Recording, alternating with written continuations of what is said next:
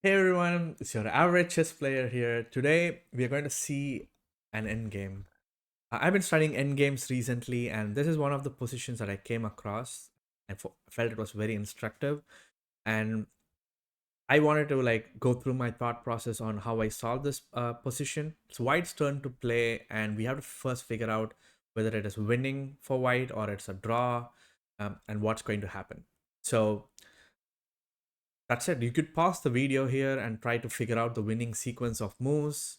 And I'm going to start off with going through the plan of what is our plan here as white if we want to win, and then through a process of elimination, we identify the right moves that we have to play, and also like fine tune our ideas as we figure out like some nuances and patterns within the position. So that's what we're gonna do.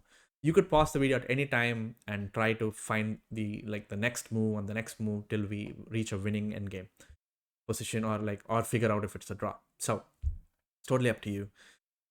So the what is our plan of action here? It's quite simple for white. White wants to ex- um, capture this pawn with his king, and then promote this pawn into a queen all the way up, while keeping the black king away from capturing his own pawn. So that's white's plan. Black also has the same plan, but there is an imbalance here where black's king is far away from all the action and white's king is closer. So because of the very fact that black's king is far away, I feel this position should be winning for white, but we need to figure out the right sequence of moves to get there. So that much I could understand from here. So we're gonna start off with a bunch of moves and go through a process of elimination. Just by looking at it intuitively, I want to get closer to the pawn. So king f2 is the first move that I want to play. I want to just go king f2, king g3, king h4, and take this pawn. So it's like four moves, and black's king is still a bit far from the action. So I want to probably do that and capture the pawn. So I would want to play king f2, but let's just see a few token moves to see if king f2 is the right choice. So for example, if I play king instead of f2, if I play king e2, does that change anything? Or what is the variation that we can think of? So in all, let's assume the plan for black is, for the sake of simplicity, going to be the fact that black just wants to bring the king closer to the pawn and be in the place of action. So now I want to play king f3. I want to get closer to the pawn. King e6, king f4, and then we have king f6. Now black's king has this wall which we cannot go forward, and then the pawn is protecting g4. So we can't really get close to the pawn now. And if we play king g3 and black plays king g5, we no longer can access this pawn. And even if it's king h3, black can play h4. King f4 will be a blunder because you can capture the pawn now. You giving up this key h4 square, which is stopping me from capturing the pawn. So h4. Now white doesn't really have any moves here. King h2, king g4, and then whatever I do, black is always going to play h3 and exchange this pawn. So black can force a draw if white plays inaccurately in these positions. Is something that you can obviously see here, but also going away from the pawn seems like a bad idea because the black, if we give black enough moves, black can get into the position faster. So going away from the pawn seems like a bad idea just because of that. We should find a series of moves which doesn't give black enough time.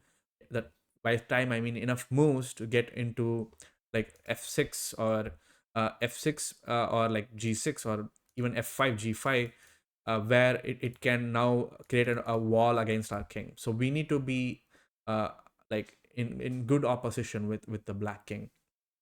So it kind of eliminates these options for sure. Um, we'll also just look at two more just to again like check our calculation. We'll try g4 is obviously not in the mix because of hg4 is a draw.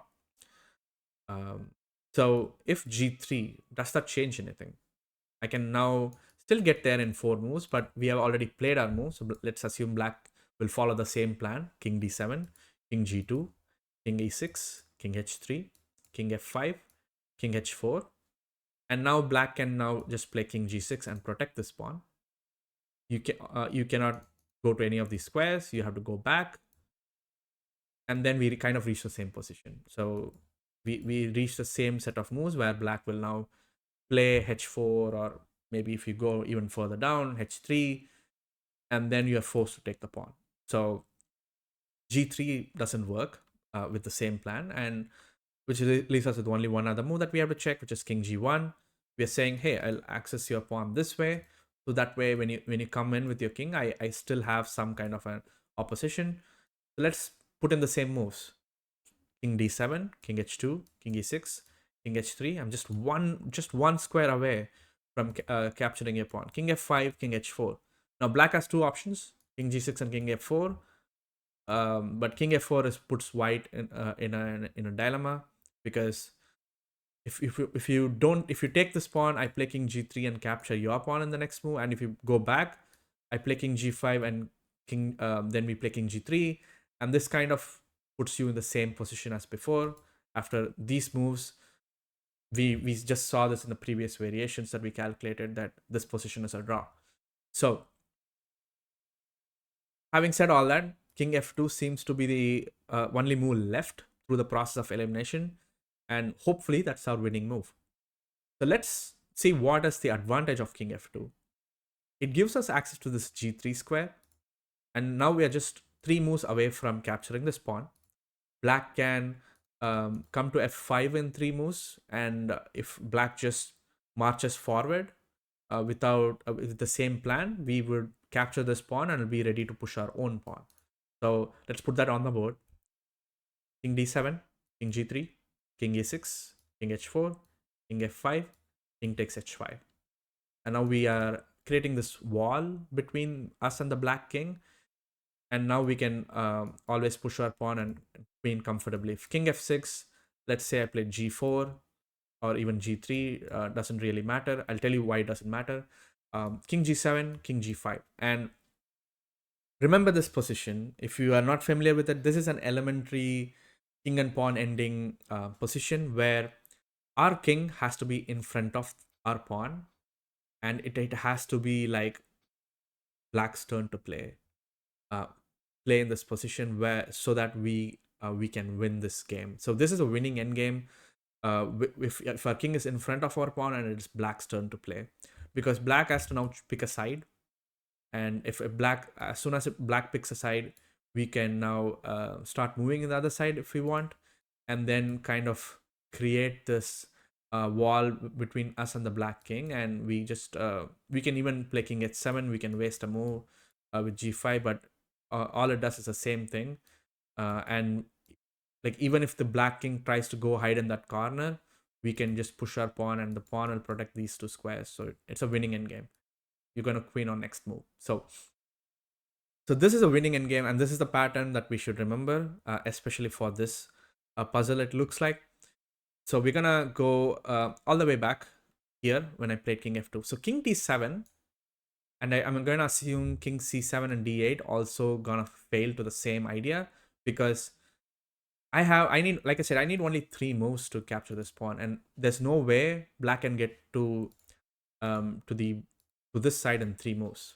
The max you're gonna reach is f5 or f6. In both cases, I'm gonna capture your pawn, and I'm gonna be ahead of my pawn. So in all the other positions that we saw so far, we eventually end up behind our pawn. So we can never win that endgame. Okay, so king f2. So white's plan is simple. White wants to go to g3. So what if black plays the move h4? Because if we can't move the king successfully, what will happen if we play h4? Takes away the g3 square, right? Now I need 2 squares, 2 moves to get to the pawn, and 3 moves to capture, right? So I have 3 moves to capture. And now black also has 3 moves to come and come to f5, but we would still capture the pawn. But how about this? Is it still winning for us. So let's put in the move king f3 and see where that takes us. Like it's most natural move here just to go and capture the pawn. So if the king comes closer, king g4, king e6, I take the pawn, and we reach a similar position as what we saw with just king f2, king g3. So that doesn't seem to work for black, right? So again, the plan of just bringing the king into action immediately doesn't work. But believe it or not, this position is a draw because black has this sneaky move h3. And if you found the winning continuation from in this position instead of king f3, you must be an endgame god. But king f3 is a draw because of h3. Now, why is it a draw? Black is now threatening to play h2 and then queen. White cannot stop it unless white moves this pawn, because king g3 will will just result in a capture of your pawn, and white has to move, like either play g4 or g3 in order to let this king catch up to this pawn. So black is, that's what black is. Black is not even threatening to capture here. Black is just threatening to push the pawn. So white has now three options, right? Like which is like which won't let an immediate capture of our own pawn. One, the immediate reaction is to capture back. But this position is a draw again because the pawn is on a rook file. If your pawn is on a rook file, they are notorious for inducing stalemate. And the way black can draw this endgame is to bring his king all the way to the square here in the corner, and that's pretty much it. That's all black wants to do. Black wants to tuck his king in the corner, in this case h8, and then just move between these two squares and just wait for white to make moves, and it will end in a draw. I can just show you a sample line. I just play this king d8, king g4, king e8, king g5, king f8, king g6, and king g8. Now black is just going to move between these two squares, and it's a draw. It's a stalemate. So this is a notorious pattern that to remember, and that is the idea for black here. It's a very resourceful move, um, and punishing king f3 because white was too eager to capture the pawn, but we only saw this king moving in, but we didn't realize this. And both g4 and g3 would kind of, I think, would fail to the same set of moves for black. So let's say we play g4 with the idea of playing king g3 and taking here. I can just play king d7, king here, come here, takes, king f6, king h4, and king g6. Now, this is a cool example where you can now see that our king is not ahead of the pawn. If our king was here, white king was here, then black king has to be here, which we know is a winning endgame. But in this position, the king is like at the same level as the pawn. And now like in the next move, like you either push the pawn or you have to go back. And king after king g5, you are officially behind the pawn. And this is a drawn endgame because there's absolutely no way for white to make progress, and you can keep um, shuffling the pieces across into the same position over and over. And like I can play this, like we would keep repeating the same set of moves, and eventually it's going to be a draw because black has run out of moves. The stalemate again. So that's a good it's a good way to see, like, hey, does this give me a winning end game just by remembering if you're seeing if your king is going to be ahead of the pawn or behind the pawn, so that you don't have to calculate so like all the way and waste time.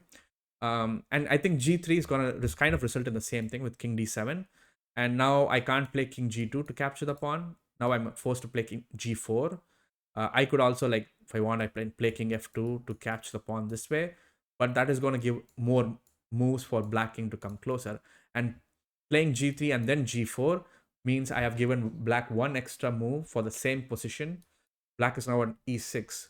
Uh, in this position, we played g4 and black king was d7. So we're given black one extra move to do the same thing.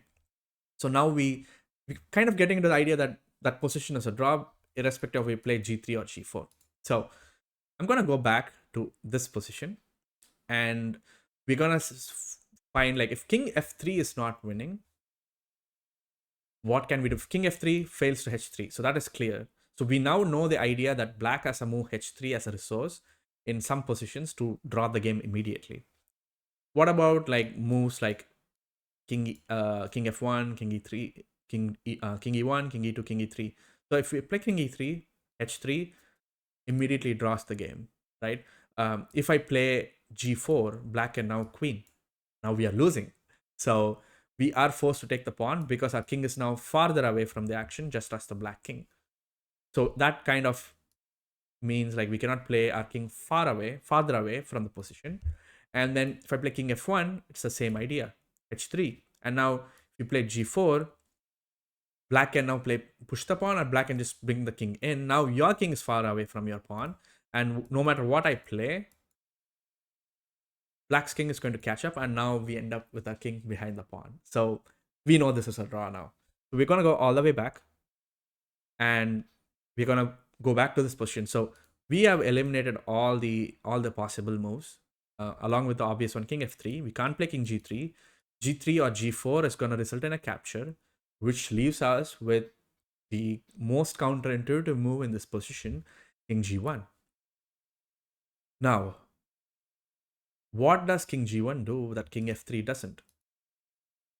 And this seems to be the winning sequence. If this position is actually winning, why is this move in that direction? So let's figure out. So let's put in the usual variation, which is like black king coming in, king h2, king e6, king h3, king f5. I take, and now we reach familiar territories where our king is in front of our pawn, and we know this is winning. We play the same set of moves, and we can win this endgame. So this is interesting. So king g1 seems to be interesting. With the plan of king d7, it seems to be winning. What happens if black plays h3? How is it different? The reason it is different here is the fact that our king can now catch this pawn, for sure. But let me play this variation through, and we will see what is the exact difference. If I tell it now, it might be harder to visualize. So there's only one winning move for white here, and it goes back to the fact of whatever concepts we are talking about right now. So I'm going to put in the move, um, my initial move that I was calculating when I came across all this. The first intuitive move that I had was unfortunately g4. I say unfortunately because g4 is a draw, and to tell you the right move, g3 is the right move here. G3 is the winning move, and G4 is a draw. And we will see why. There's a famous saying, if I hadn't told all this already during the course of this video, is pawns cannot move backwards. So me playing G4 and me playing G3 has huge implications here. And let's calculate and see what the implications are. So G4, there are no other moves here. If I play King H2, you're going to take here. And if I move my king away, you're going to take here. So I have to move my pawn. There's absolutely no other option. So G4, what happens?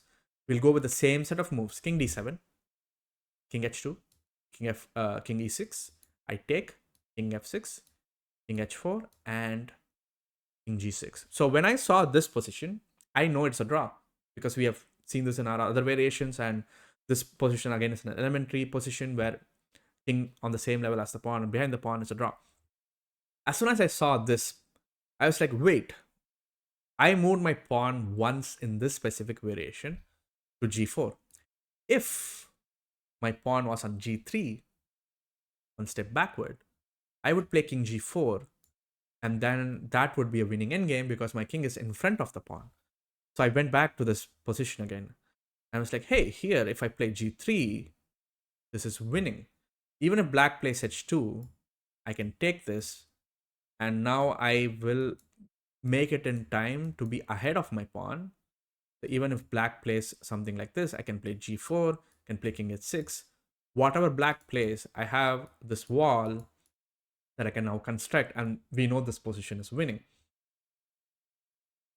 And that's how I arrived at the solution. So going to the position with the wrong move and just tuning it back, saying, oh, in this position, if I had my king here or my pawn here, then it is winning. So like king d7, king h2, if you just go through the normal variations too without black move doing anything else, this ends up in the same position where we reach this one.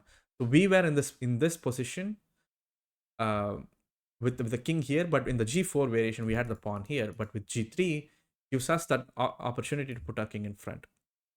So this is crazy because the whole end game, the position is so nuanced, but it actually all boils down to visualizing an elementary king pawn endgame, from a series of moves that you have to see ahead of time. So let's go all the way back. We'll just run through the winning variation once.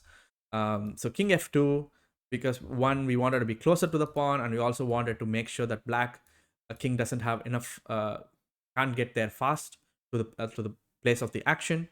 And then black has this tricky move of h4, taking g3 away, and we realized that king f3 loses to, like it's a draw because of h3. And then we realized that there's an idea of h3 that black has, and black always doesn't have to like bring the king to the action. And then we also realized getting the king away in these kind of situations is bad, and through a process of elimination we ended up with king g1. And then we then realized that if black starts bringing in the king, black would need like three moves to get here, and we also would need three moves to get here, but we would end up ahead of our pawn, so that is winning. So even if black plays h3 here, we tried out g4 and then realized we would reach a position where the reach a position where we would have the black king ahead of us, and our king won't be ahead of our pawn. And we then realized that, oh, if I had played g3, my king would be ahead of my pawn. And so in this variation we found the winning move g3, and then no matter what black plays, we reach this position where we are ahead of our pawn and we are winning. So this is a nice end game. I hope you guys learned something new, or just had fun solving this puzzle. And I think finding the king f2 is easy, but probably the counterintuitive king g1 followed by g3 here is probably the tough part. And if you found that all on your first try, kudos to you. You should pat yourself on the back. Your end games are really strong. So that was today's video. I'll catch you guys in the next one. If you like the video, please like and subscribe. It mean a lot. And if you want to see a video on a different topic in chess, leave a comment. See you in the next one.